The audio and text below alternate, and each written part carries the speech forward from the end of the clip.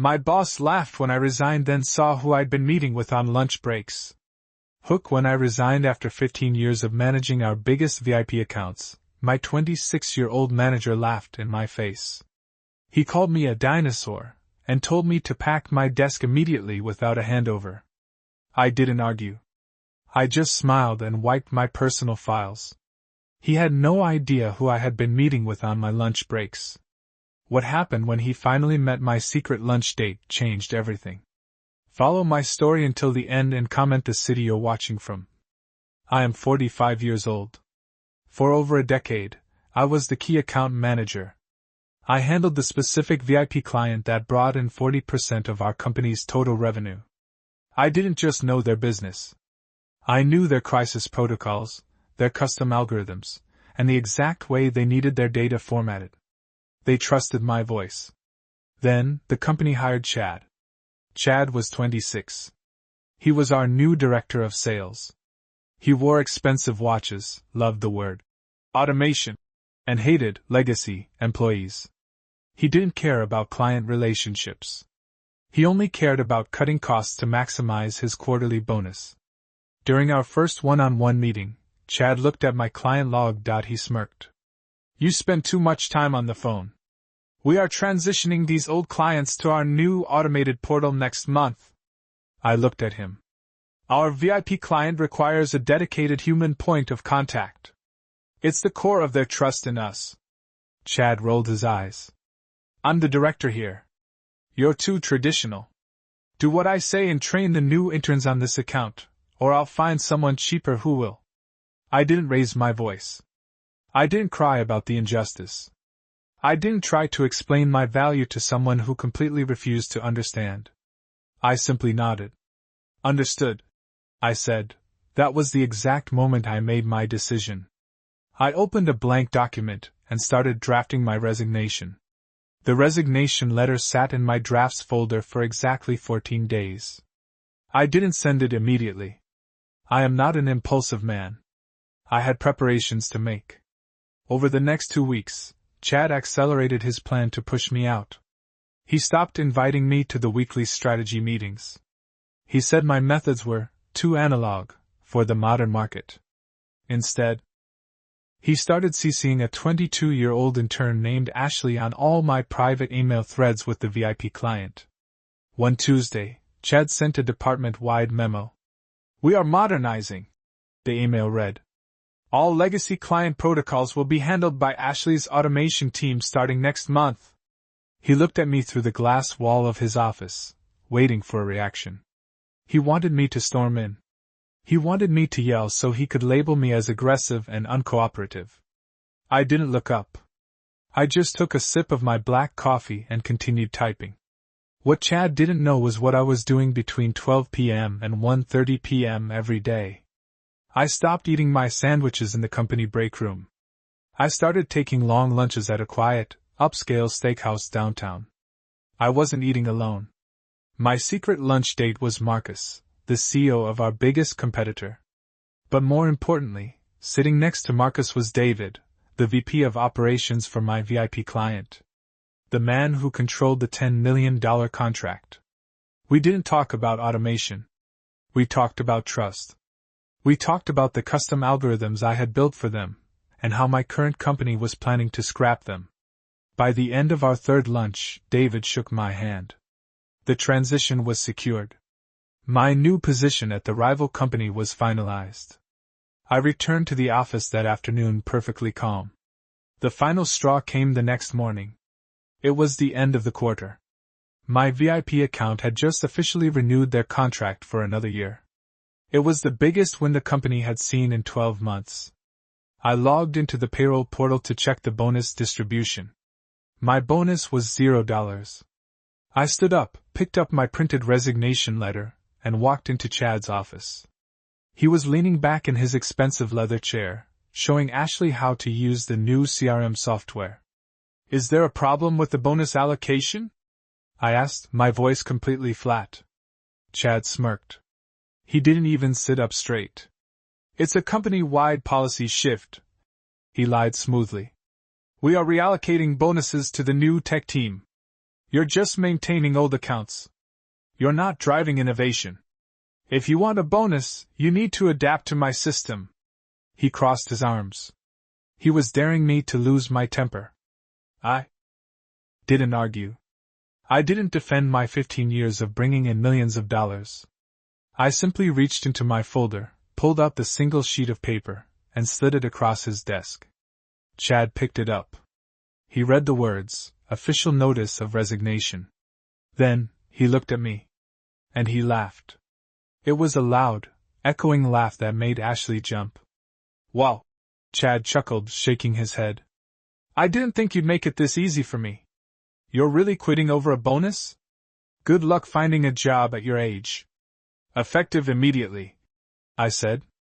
Chad stopped laughing. His eyes narrowed. He wanted to flex his authority one last time. "Fine," he snapped. "But you don't get a 2-week notice. You're a security risk now. Pack your desk. Leave your laptop, your badge, and the server keys. I want you out of this building by 5 p.m. No handover." "Understood," I replied. I walked back to my desk. I wiped my personal files.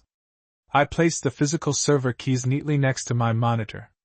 I put my favorite coffee mug in a small cardboard box. I walked to the elevator. I didn't look back. Chad thought he had won. He thought he was saving the company $100,000 a year. He had no idea that the VIP client's entire database required a manual security reset code.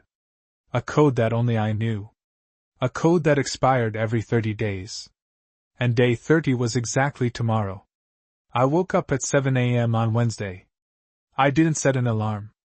I brewed a cup of premium single origin coffee. I sat on my balcony and watched the morning traffic. I slept perfectly the night before. At 9 a.m., I walked into the headquarters of Marcus's firm. The receptionist greeted me by name. Marcus was waiting in the lobby. He shook my hand and walked me to my new office. It had a solid oak door and a window overlooking the city. My new title was Senior Director of Client Relations. I set up my laptop. I organized my desk. I glanced at the clock on the wall. It was 9:58 a.m. I knew exactly what was happening across town at my old company. At exactly 10 a.m., the main database for the $10 million VIP account hit its 30-day security cycle. It was a strict protocol.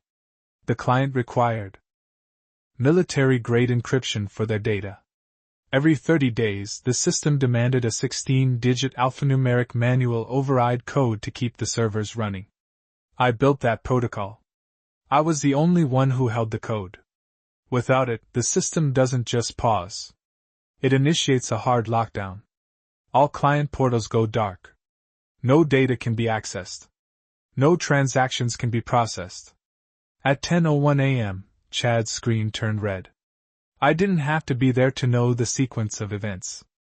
Ashley probably panicked first. She probably refreshed her browser 10 times before calling Chad. Chad probably told her to calm down. He probably called the IT department and demanded they reset the password. The IT department couldn't help him. The encryption was tied directly to the client's external servers. To bypass it, they needed the master key. The master key was the physical USB drive I had left neatly next to my old monitor. But the USB drive required a biometric thumbprint. My thumbprint. Chad had ordered me to leave the building immediately without a handover. He had locked himself out of his own vault. At 10:15 a.m., the real nightmare began for him. The VIP client noticed the server outage. David, the VP of operations for the VIP account, did not like automation. He did not like submitting support tickets. He liked picking up the phone and getting answers. David called my old office number. The automated system routed him to Ashley. Ashley didn't know the answers. She transferred the call to Chad. Later, I heard the recording of that call from a former colleague. Chad picked up the phone. He used his confident, corporate director voice. "David, great to hear from you," Chad said smoothly. "We are currently experiencing a minor server migration. It's part of our new automation upgrade. Everything will be online shortly. David didn't care about the upgrade. David asked a single question. Where is he? Put him on the line. Chad made his fatal mistake. He lied. He is no longer with the company. Chad replied, keeping his tone casual. We had to let him go due to performance metrics and a failure to adapt to modern protocols. Ashley will be your new point of contact. There was a long silence on the other end of the line. David is a man who deals in facts, not corporate buzzwords. He knew. My performance metrics had doubled his company's ROI over the last decade. I see, David said quietly. He didn't yell. He didn't demand an explanation. He simply hung up the phone. Chad smiled at Ashley, thinking he had handled the situation like a true leader. He thought he had bought himself some time to hack the servers. At 10:20 a.m., my new phone rang in my new office. I looked at the screen. The caller ID said, David VIP Operations. I took a sip of my coffee. I picked up the phone. Hello, David, I said. David didn't waste time with pleasantries. He is a man of business. Your former director told me you were fired for poor performance, David said. His voice was dangerously calm. I resigned, I corrected him. They refused to allocate the necessary human resources for your account. They wanted to automate your security protocols. The servers are locked, David stated. Do you have the master key? I do, I replied. But I am no longer legally authorized to use it on their network. However, my new team here at Marcus's firm has already built a parallel infrastructure. We can have your entire database migrated and fully operational by 2 p.m. today. Send the contract, David said without hesitation. I am terminating them. I emailed the paperwork. It was signed in less than 10 minutes. Back at my old company, panic was turning into total collapse. My former colleagues later told me exactly what happened. By 11:30 a.m., the CFO had noticed a massive red flag on the daily revenue dashboard. The VIP account was frozen. Chad was sweating through his expensive designer shirt. He needed to salvage the situation before the CEO found out. He sent a desperate, urgent email to David. He offered a 20% discount on the next billing cycle. He begged for an in-person meeting to smooth over the transition. He invited David to lunch at the most expensive steakhouse in the city. David accepted the invitation. Chad thought he had a chance. He thought his smooth talking could save him. At 12:30 p.m., Chad walked into the steakhouse.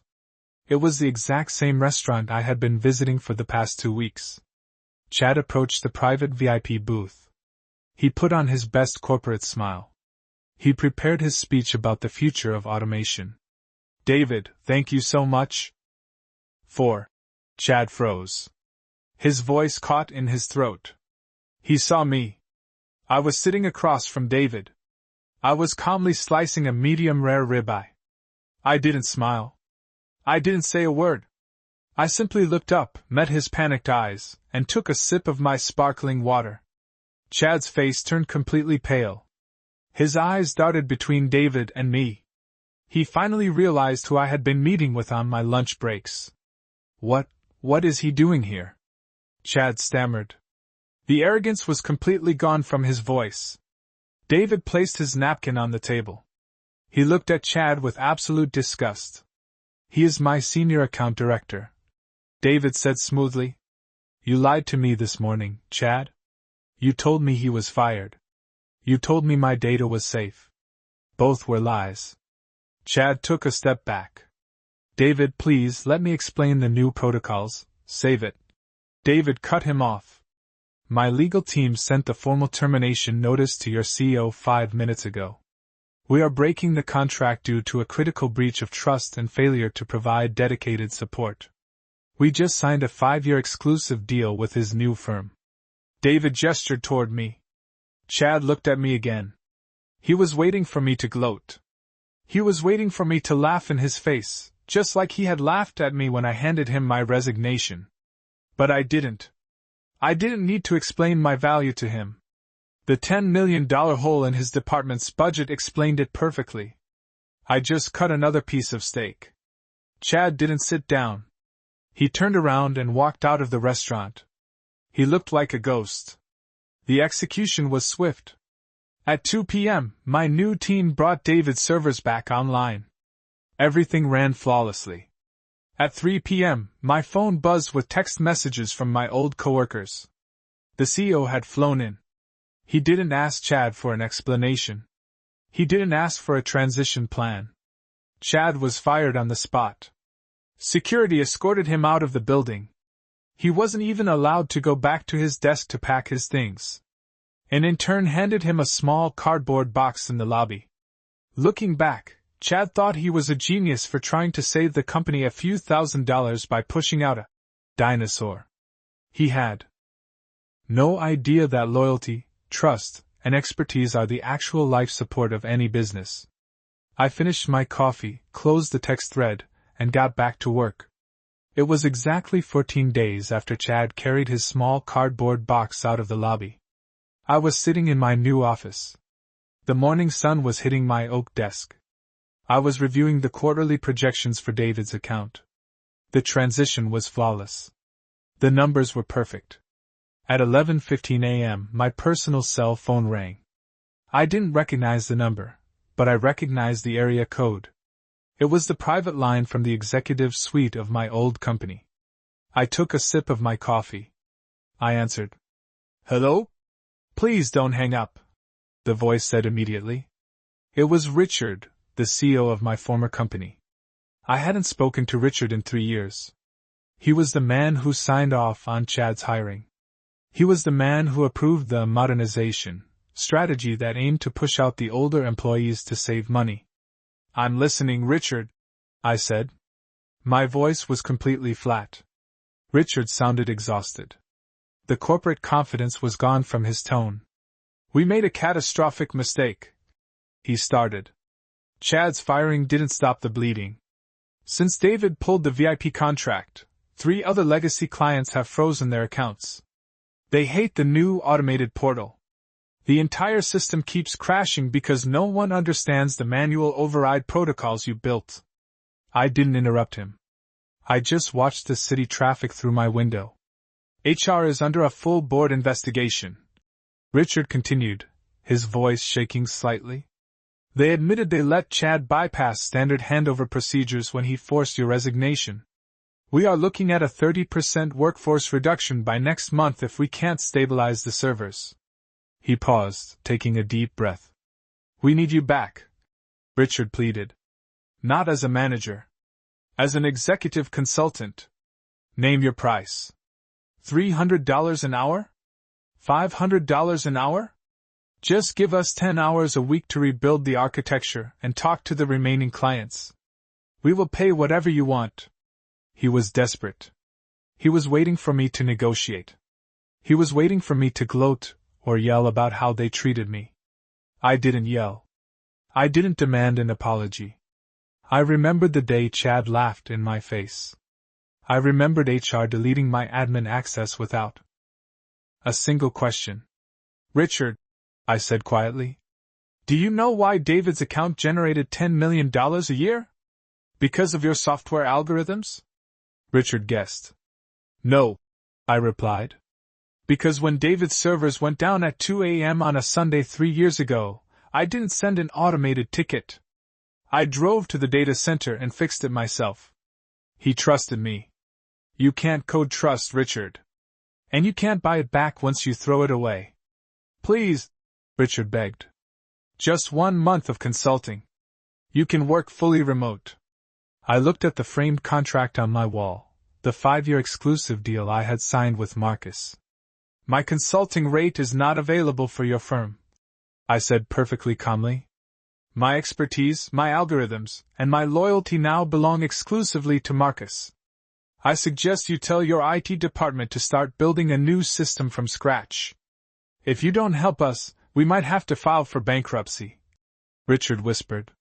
"You should have kept the dinosaurs," I said. I hung up the phone. I didn't block his number.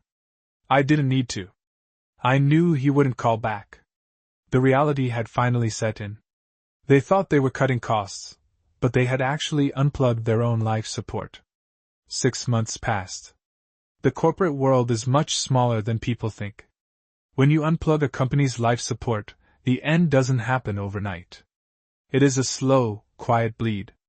In November, I read a short article in a financial journal while drinking my morning coffee. My former company had officially filed for Chapter 11 bankruptcy. They couldn't recover from the domino effect. After David pulled his $10 million account, the other legacy clients lost faith. Richard tried to restructure the company. He laid off 40% of the staff. It wasn't enough. 2 weeks after the article was published, Marcus called me into his office. He handed me a thick legal folder. "We just bought their remaining client portfolio and hardware assets for pennies on the dollar," Marcus said smoothly. "I need someone to go over there and audit the main servers before the final liquidation." I looked at the address printed on the file. It was my old building. "I'll handle it," I said. The next morning, I walked through those familiar glass doors. I didn't need to sign in at the front desk. I didn't need a visitor's badge. I had an all-access acquisition pass. The lobby was dead. The energetic, modern vibe they used to brag about was completely gone. I took the elevator to the 14th floor. The exact floor where Chad had smirked and handed me a cardboard box. When the elevator doors opened, I saw rows of half-empty desks. The HR director, the same woman who had laughed with Chad and immediately disabled my admin access 6 months ago, was waiting by the reception area. She looked 10 years older. She recognized me instantly. She swallowed hard. Her hands were trembling slightly. "Good morning," I said quietly. "Good morning," she replied. Her voice was barely a whisper. She didn't make eye contact. She handed me a heavy ring of physical server keys and a master admin laptop. "The audit files are ready in the main office." I took the keys. I walked down the hall. I walked past my old cubicle. It was completely empty. I walked straight into the glass-walled director's office. Chad's old office. I sat down in his expensive leather chair. I placed the server keys neatly on the desk. Through the glass wall, I saw Ashley, the former intern. She was packing her belongings into a small cardboard box. The irony was not lost on me. But I didn't smile. I didn't feel the need to gloat. It was just business. I opened the laptop and began migrating the last of their valuable data into my new system. It took me exactly 4 hours. 4 hours to pack up 15 years of a company's history. Before I left, I wiped their hard drives completely clean. I left the master keys on the glass desk. I walked back to the elevator. As the doors closed, I thought about Chad calling me a dinosaur. I thought about Richard and the executives who believed loyalty was just an outdated line item on a spreadsheet. They worshipped automation, but they forgot the most basic rule of business. Business is built on human trust. You can't automate experience, and you cannot code relationships. I am a veteran of this industry. I don't yell. I don't beg for my worth. I don't argue with people who refuse to understand my value. I just quietly take my value to a place where it is respected. And I let the natural consequences handle the rest. I stepped out into the afternoon sun. I bought my favorite premium coffee. The transition was finally complete. If you are a quiet veteran dealing with toxic management, remember this: don't argue. Just prepare your exit, take your master keys, and let them automate their own downfall. Subscribe to the channel for more stories, and leave a comment if you've ever had a silent exit of your own. It has been 18 months since my old company filed for Chapter 11 bankruptcy. Life moves on. At Marcus's firm, I was promoted to Vice President of Client Relations. David's VIP account had doubled in revenue. Our department was expanding, and we needed to hire 3 new mid-level account executives. My HR manager brought me a stack of 5 resumes for the final round of interviews. I opened the folder. The second resume made me pause. The name at the top was Chad. He was 28 now. According to his resume, he had spent the last year and a half doing independent consulting. That is corporate language for being unemployed. I read his job history.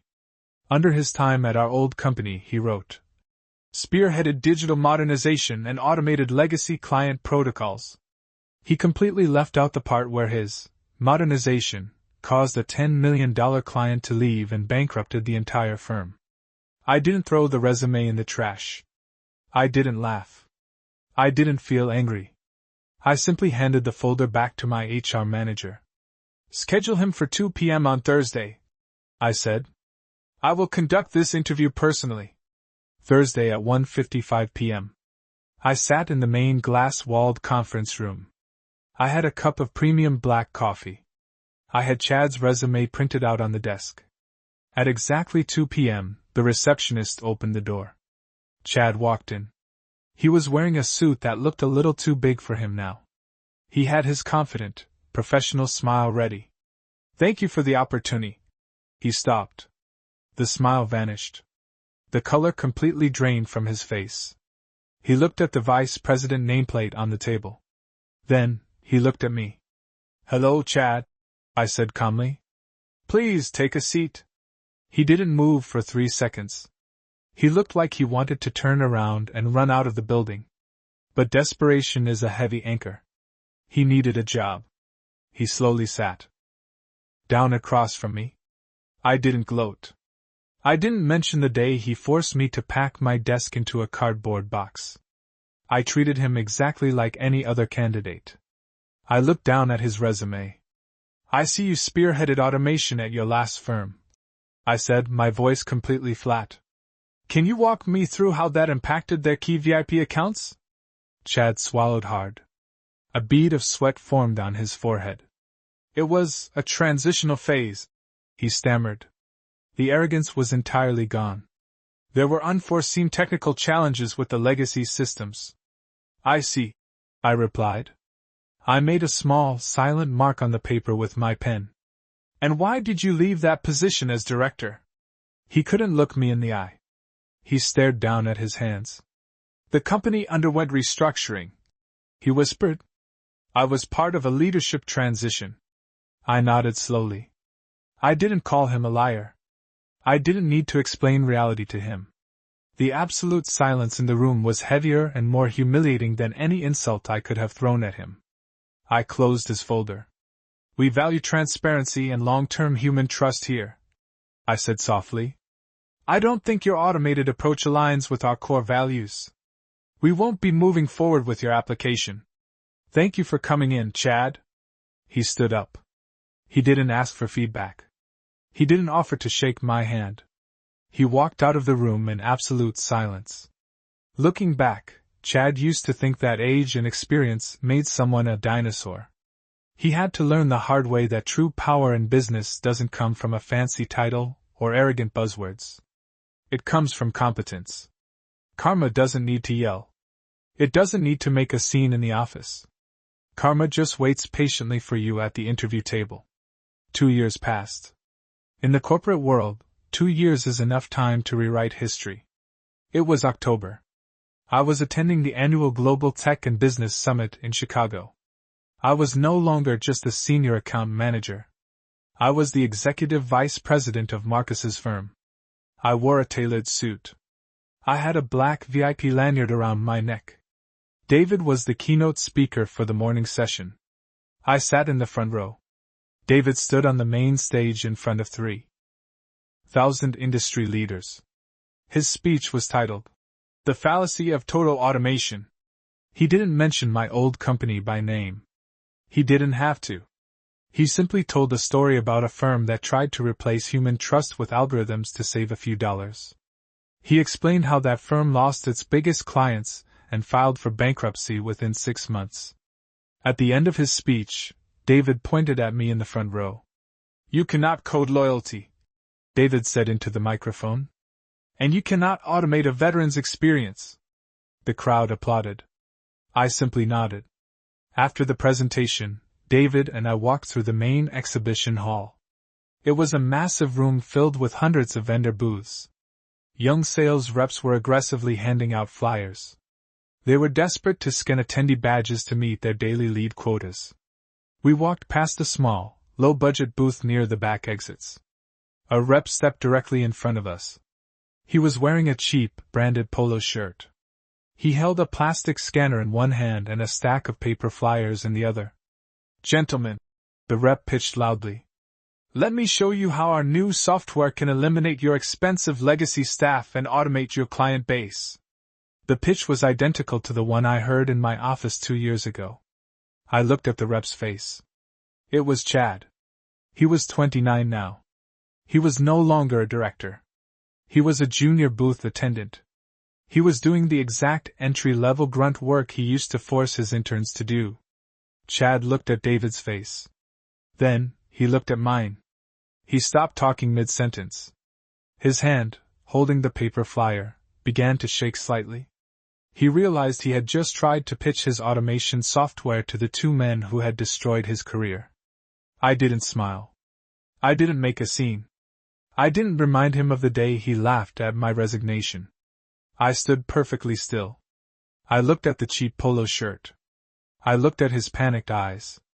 "Hello, Chad," I said. My voice was completely flat. David looked at him. David finally recognized the face that belonged to the arrogant voice on the phone from 2 years ago. David didn't say a word. He just looked at Chad with absolute pity. Chad tried to step back, but he bumped into his own display table. He was trapped. He looked like he wanted the floor to swallow him. I didn't yell. I just reached out and calmly took the paper flyer from his trembling hand. "I prefer the human touch," I said quietly. I stepped forward and presented my black VIP lanyard. "Go ahead," I told him. "Scan my badge. I know you have a quota to meet today." Chad slowly raised his scanner. It beeped. He had just recorded my name as a sales lead. It was the ultimate humiliation. He was working for my statistics now. "Good luck, Chad," I said. David and I walked away. We didn't look back. I dropped his flyer into the nearest recycling bin. If you are dealing with a toxic, arrogant manager who thinks your age makes you obsolete, remember this: you don't need to fight them. You don't need to argue. Just stay quiet, know your worth, and let time do the heavy lifting. The ecosystem of the workplace always corrects itself. 3 months after the Chicago summit, our department faced a minor operational issue. David's VIP account was growing too fast. We had too much data to process manually. Marcus and I decided to outsource a low-level data entry project. It was grunt work. We didn't want our senior engineers wasting their time on it. We put out a request for proposals. 3 small third-party vendors applied. As the executive vice president, I was the one who signed the final checks. I sat at the head of the long mahogany conference table to evaluate the final vendor pitch. At 10 a.m., the vendor team walked in. The team leader was a man named Gregory. Gregory was in his late 50s. He was a strict, old-school sales director with a loud voice and a demanding presence. Behind Gregory walked his junior technical assistant. The assistant was carrying a heavy canvas bag filled with HDMI cables, power cords, and sample brochures. He was out of breath. It was Chad. Chad was no longer wearing a suit. He wore a standard corporate polo shirt. He didn't look up when he walked into the room. He was too busy trying to untangle a power cord. "Set up the projector, Chad," Gregory snapped without looking back. "And make it quick. We are on the vice president's time." "Yes, sir," Chad muttered. Chad walked to the front of the conference table. He plugged in the laptop. He finally looked up to address the client. He saw me sitting at the head of the table. Chad froze. The HDMI cable slipped from his fingers and hit the wooden floor with a loud clack. He didn't speak. He didn't breathe. He was standing in my conference room. He was pitching for a subcontractor job, begging for the leftover scraps of the very account he had fired me from 2 years ago. "Is there a problem, Chad?" Gregory barked, clearly annoyed by the delay. "Pick up the cable. Stop embarrassing us." Chad slowly bent down. His hands were shaking so badly he could barely plug the cable into the port. He didn't look at me again. He stood silently in the corner of the room, holding a notepad, looking at the floor. Gregory began his pitch. He talked about efficiency. He talked about data entry speed. I listened quietly. I took a few notes. When Gregory finished, I looked at the technical specs on the screen. "Your data formatting isn't aligned with our legacy encryption," I said calmly. "How do you plan to bypass the 16-digit manual override on David's servers?" Gregory paused. He didn't know the answer. He turned to his assistant. "Chad," Gregory demanded, "you said you had experience with this exact client? Answer the vice president." Chad looked up. He looked trapped. He knew the answer because it was the exact same encryption that had locked him out and destroyed his career. But he also knew who built it. The system requires a manual key," Chad stammered. His voice was incredibly small. "It requires human authorization." "Exactly," I said softly. I looked at Gregory. I didn't smile. I didn't humiliate Chad in front of his boss. I just let the silence in the room do the work. "We will give you the contract, Gregory," I said, closing my folder. "But under one condition. Your junior assistant here will be the dedicated data entry clerk for this account. He will manually process the logs every Friday night. I want him to learn exactly how much work goes into maintaining a legacy system." Gregory smiled brightly. "Absolutely, sir. Chad will handle the weekend shifts. He needs to learn the value of hard work anyway." I stood up. I buttoned my suit jacket. I walked past Chad on my way to the door.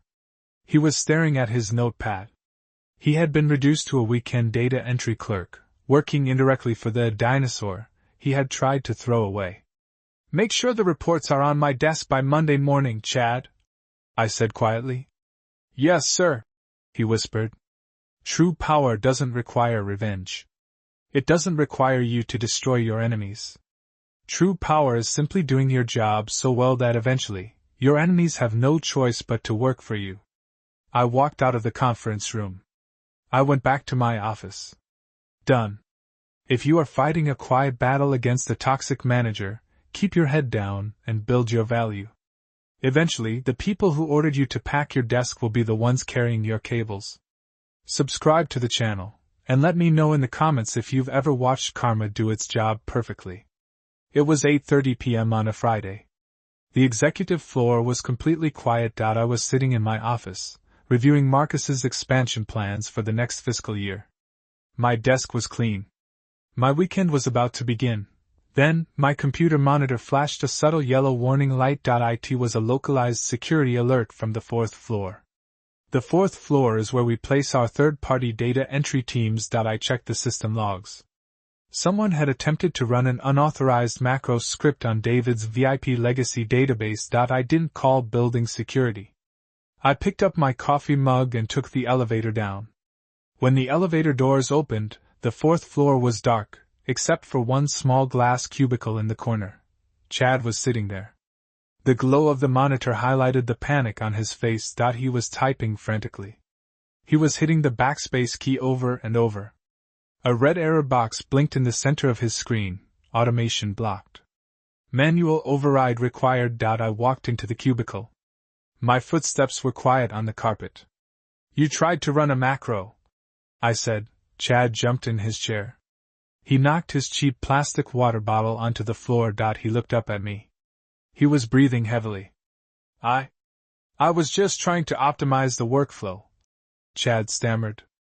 "It's taking too long to input the 16-digit alphanumeric keys manually. I wrote a Python script to autofill them. It triggered a firewall." I looked at the screen. I didn't raise my voice. I didn't lecture him about company rules. 2 years ago, this was the exact arrogant mindset that bankrupted an entire company. He thought he was smarter than the architecture. He thought speed was more valuable than security. "Step aside," I said quietly.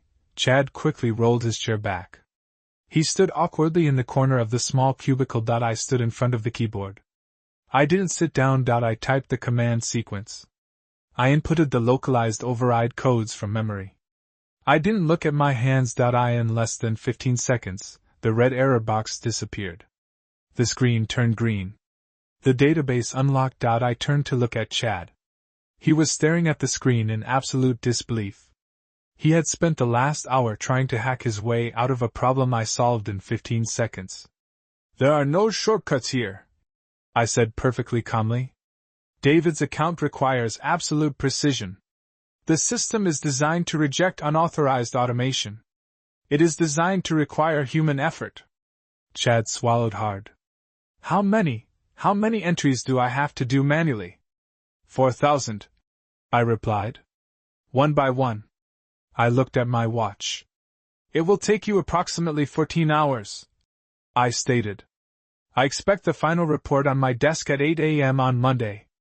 I didn't wait for his reply. I turned around and walked out of the cubicle. I took the elevator back to the executive floor. I packed my briefcase, turned off the lights, and left the building for the weekend. Chad stayed behind, locked in a glass box on a Friday night, doing the exact manual labor he used to call obsolete. He finally understood the difference between a corporate title and actual expertise. If you are quietly mastering your craft while a toxic manager tries to replace you with a shiny new shortcut, let them. Shortcuts always lead to dead ends.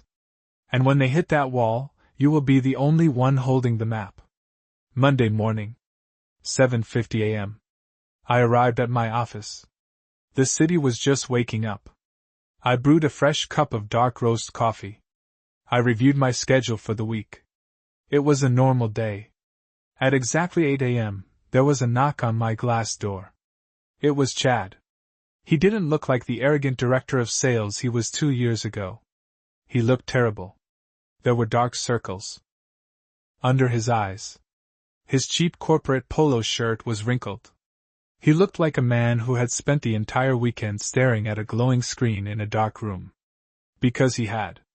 He walked in and placed a secure USB drive on my desk. His hands were still trembling slightly from exhaustion.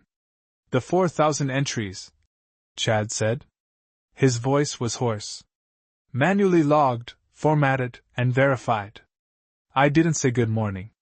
I didn't smile. I picked up the USB drive. I plugged it into my secure terminal. I opened my custom verification algorithm and ran the scan. The progress bar moved across the screen. It took exactly 12 seconds. When it hit 100%, the system pinged. One single line of data turned red. Line 2845. I looked at the screen. I remembered a Tuesday afternoon 2 years ago. I had missed 1 decimal point on a draft proposal. It was a minor error, easily fixed. But Chad hadn't just asked me to fix it. He had stood in the middle of the open office and yelled at me. He CC'd the entire executive team to humiliate me. He wanted everyone to know that the dinosaur was making mistakes. I looked at Chad. He saw the red line on the monitor. Panic instantly washed over his face. He thought I was going to do to him exactly what he had done to me. He expected me to scream. He expected me to call Gregory, his new boss, and demand he be fired on the spot. I can fix it. Chad rushed out, his words stumbling over each other. Please. I was up until 4 a.m. on Sunday. The numbers started blurring together. Just give me 5 minutes. I'll fix it right now. He was begging. He was practically shrinking into his cheap shirt. I didn't raise my voice. I didn't call his boss. I didn't lecture him about the consequences of his failure. I simply turned the monitor so he could see it clearly. Line 2845 has a transposed digit, I said quietly. It breaks the encryption hash for that specific sector. I ejected the USB drive. I held it out to him. Correct the error, I stated perfectly calmly. Have the clean file back to me by 9 a.m. Chad took the drive. He stood there for a long moment. He was waiting for the punchline. He was waiting for me to insult his intelligence. He was waiting for me to say, this is what happens when you rely on cheap automation. But I didn't. I just picked up my coffee mug, turned to my second monitor, and started reading an email from David. "That's all, Chad," I said without looking back at him. He slowly backed out of my office and closed the glass door. To him, I was the ultimate villain who had orchestrated the downfall of his career. He probably spent his nights hating me. But to me, he wasn't a rival. He wasn't a nemesis. He wasn't even an enemy anymore. He was just a junior data entry clerk who had made a typo. The absolute worst thing you can do to a narcissist isn't to destroy them. It is to show them that they are completely and utterly irrelevant to your success. I took a sip of my coffee. The spreadsheet on my screen was perfect. Done. If you are dealing with someone who tries to humiliate you to hide their own incompetence, don't lower yourself to their level. Build your empire in silence. Let their own mistakes be their punishment, and treat them with the absolute cold indifference they deserve. Subscribe to the channel, and let me know in the comments if you've ever served someone a cold plate of karma. 3 years have passed since the day I slid my resignation letter across Chad's desk. I am now 48 years old. I am a senior partner at Marcus's firm. It is a quiet Friday evening in December. The office is mostly empty. The snow is falling outside my floor-to-ceiling windows. A young junior analyst knocks on my glass door. His name is Leo. Leo is 24 years old. He is the exact same age Chad was when he tried to automate my career. But Leo is different. Leo doesn't wear expensive, flashy watches. He doesn't use corporate buzzwords. He stays late on Fridays to study the manual override codes. He asks questions. He respects the architecture. Leo walks in and hands me the year-end audit report for David's VIP account. "The numbers are perfect, sir," Leo says quietly. "I manually verified the final 2,000 lines, just like you taught me." "Good work, Leo," I reply. Leo hesitates for a moment. He looks at the faded, chipped ceramic coffee mug sitting on my pristine oak desk. It is the exact same mug I packed into a small cardboard box 3 years ago. "You could buy a new mug, sir," Leo says respectfully, offering a small smile. "A much nicer one." I pick up the mug. I feel the chipped edge under my thumb. "I keep this one as a reminder," I say calmly. "It reminds me of the exact cost of arrogance. And the value of knowing when to walk away." Leo nods slowly. He doesn't pry. He is young, but he understands the weight of experience. My private office phone rings. I glance at the caller ID. It is David. I put the call on speaker so Leo can hear. "Hello, David," I say. "I just signed the paperwork." David's voice fills the quiet room. "The board approved the 10-year exclusive contract renewal with your firm. We appreciate your continued trust," I reply. David pauses. "They wanted to go with a cheaper vendor, you know.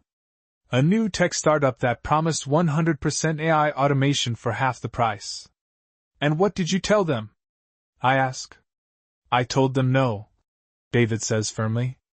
"I told them that when my servers went down at 2 a.m. on a Sunday, an algorithm didn't get out of bed to fix it. A man did.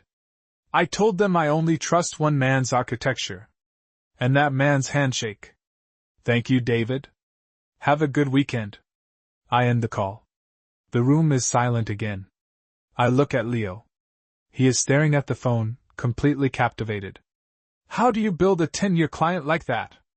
Leo asks softly. "You don't build it with software, Leo," I tell him, my voice flat but honest. "You build it with truth. You build it by doing the hard, invisible work that arrogant people think is beneath them." Leo writes that down in his notebook. He nods, says goodnight, and quietly leaves my office. The next generation is learning. The right way.